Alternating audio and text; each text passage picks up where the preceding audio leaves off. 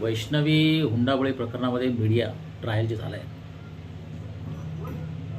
ज्या क्षणाला असं आरोप केला कसपटे कुटुंबियांनी, म्हणजे ज्या कुटुंबाची ती मुलगी होती की अजित पवारांचा तो माणूस आहे, राजकीय दबाव आहे, त्याच्यामुळे पोलीस ॲक्शन घेत नाहीत वगैरे वगैरे, तर त्याच्या अगोदर त्या फॅमिलीतल्या इतर स्त्रियांना अरेस्ट झाली होती.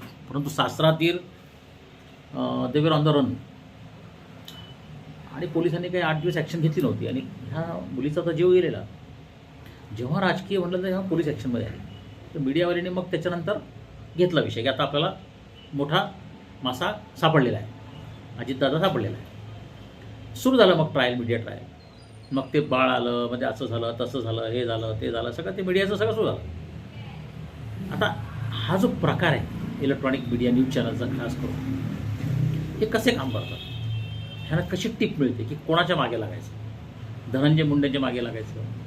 जिथे पॉलिटिकल आहे, जिथे न्यूज व्हॅल्यू आहे, जिथे इमोशनल ड्रामा आहे, जिथे लोकांचं भावनिक एक्सप्लॉटेशन करता येईल. कारण इमोशन टॅप केलेलं आहे भारतीय माणसाचे की तो लगेच एक्सपोज, म्हणजे तो बघा ना न्यूज चॅनल काय दाखवलं, न्यूज चॅनलचे व्ह्यू वाढतात, लाईक्स वाढतात, सबस्क्रायबर वाढतात, जाहिराती वाढतात, बिझनेस वाढतो, न्यूज चॅनलचं शेअर मार्केटची व्हॅल्यू वाढते.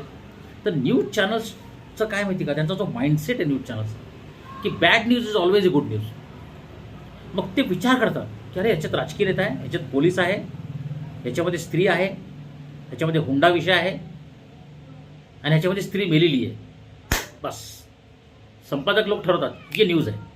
आणि मग त्यांना मग काही येतात गोष्टी की इथं दादा अडकणार आहे कारण दादांचा एरिया आहे, पालकमंत्री, मागे लागा. न्यूज चॅनल्सच्या लोकांना माझं ओपन चॅलेंज आहे की तुम्ही जर ह्या बातम्या शुद्ध हेतूने देत असाल, धंदेवाईक किंवा तुमचे काही दुष्ट राजकीय किंवा खुनशी हेतू असतील, तर तुम्ही माझ्याशी ओपन डिबेट करा. हे जे तुम्ही दाखवता ना, हे बाळ दिलं, मग ते निलेश चव्हाण कोण, हे कोण, ते कोण, मग प्रत्येकासमोर दांडूक धरायचं, मग घरी जाऊन मुलाखती घ्यायच्या वगैरे, तुम्हाला काहीही घेणं देणं नाही आहे. त्या वैष्णवीशी घेणं देणं नाही, त्या बाळाशी काही घेणं देणं नाही. तुम्हाला एक्सप्लॉइट करायचं आहे. तुम्ही भावनिक शोषण आहात. शोषण फक्त पैशांचं होतं नाही, शारीरिक शोषण नाही होत, मानसिक शोषण पण होतं, आध्यात्मिक शोषण पण होतं. तुम्ही भावनेत लोकांच्या दुःखाचं शोषण करणारे मीडिया, न्यूज चॅनल्स आहात. अरे तुम्ही डिबेट घडून आणायला पाहिजे 7-7 दिवस न्यूज चॅनल्सवर की ही व्यवस्था कशी बदलता येईल, कसं समुपदेशन करता येईल तरुणींना, आपल्याला कसे लग्नावरचे खर्च कमी करता येतील. तुम्हाला काहीही बदल करायचा नाही आहे. तुम्हाला सनसर्ट निर्माण करायची आहे, तुम्हाला व्ह्यूवर्स वाढवायचे आहेत, तुम्हाला धंदा वाढवायचा आहे, आणि तुम्हाला जे जे आरोप प्रत्यारोप प्रत्येकाचे दाखवायचे आहेत. आणि कॅमेरा आहे, मोबाईल आहे, टेक्नॉलॉजी आहे, तुमचं स्वतःचं कॉन्ट्रीब्युशन काय, काहीच नाही आहे. इंटरनेट आहे, मोबाईल आहे, बस लोक दांडगो घेऊन फिरत राहणार.